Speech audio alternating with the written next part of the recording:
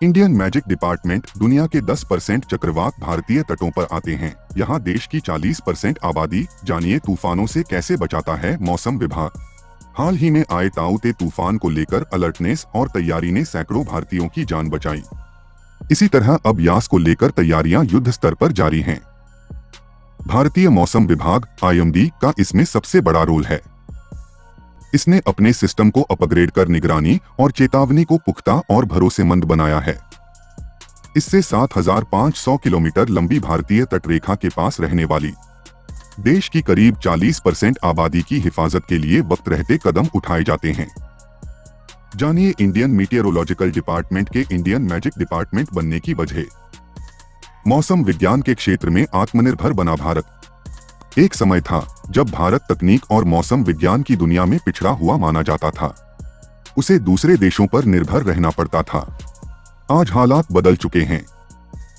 अब दुनिया technical experts के लिए भारत की ओर देखती है। केंद्र सरकार, मौसम विभाग और साइंटिस्ट्स ने कई साल मेहनत करके इस तस्वीर को बदला है। पृथ्वी विज्ञान मंत्रालय MOS और IMD ने लेटेस्ट तकनीक को अपनाया, मॉडर्नाइजेशन प्रोग्राम चलाया। इसके अलावा केंद्र ने भी इन विभागों के लिए अपनी पॉलिसी को सुधारा।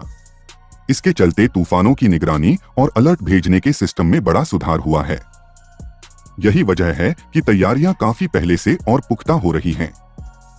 इससे तूफानों से होने वाला नुकसान काफी हद तक घट गया है। हर साल 2 से 3 खतरनाक तूफानों का सामना। भारत की तटरेखा 7,516 किलोमीटर लंबी है।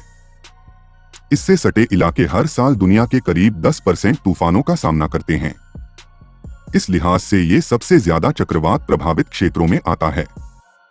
बंगाल की खाड़ी और अरब सागर में हर साल लगभग 5 से 6 तूफान आते हैं और इनमें से 2 से 3 तूफान बेहद खतरनाक रूप ले लेते हैं।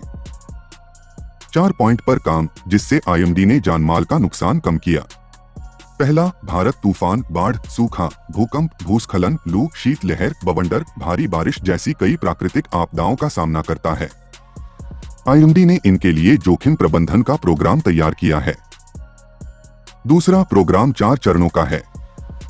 इनमें पहला है खतरा और संसाधनों की कमियों का रिव्यू, दूसरा तैयारियां और प्लान, तीसरा पूर्व चेतावनी और चौथा है आपदा को रोकने के लिए कदम उठाना। तीसरा, IMD किसी तूफान की भयावहता और उसके नेचर का सटीक रिव्यू करता है। इसे सही समय पर प्रभावित इलाकों को भेजकर उन्हें अलर्ट किया जाता है। NDRF और SDRF जैसी एजेंसीज के साथ सही कोऑर्डिनेशन से तैयारियां भी बेहतर होती हैं। चौथा, इसके अलावा अलर्ट के जरिए लोगों को भी एहतियाती कदम उठाने की सलाह दी जाती है। इन सभी तरीकों से जानमाल का नुकसान काफी कम हो जाता है। पिछले साल अम्फान और फानी तूफान के दौरान भी IMD के सटीक पूर्वानुमानों से नुकसान काफी कम हुआ। WMO ने अम्फान पर IMD की अपडेट को बहुत बेहतरीन काम माना था। WMO ने कहा था कि तूफान की उत्पत्ति, ट्रैक, तीव्रता, लैंडफॉल पॉइंट और समय की सटीक भविष्यवाणी से बचाव में काफी मदद मिली है। आपदाओं को संभालने में भारत की परफॉर्मेंस तारीफ के काबिल है।